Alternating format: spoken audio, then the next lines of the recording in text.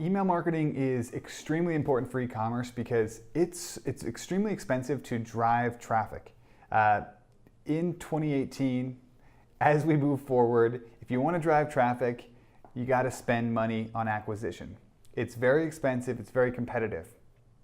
Every time you spend $20, $40, $60 to drive a new customer, that eats away from any profit you might make from that customer, from the initial order. Email marketing is a fixed cost.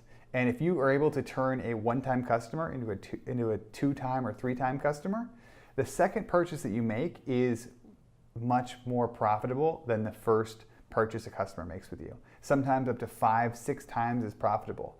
So, and the reason is because it doesn't cost you any more money to send out 2 emails than 1 email, where when you're driving traffic from Facebook, every time when you're spending more and more money to drive more clicks, you have to actually, that translates into reduced profits.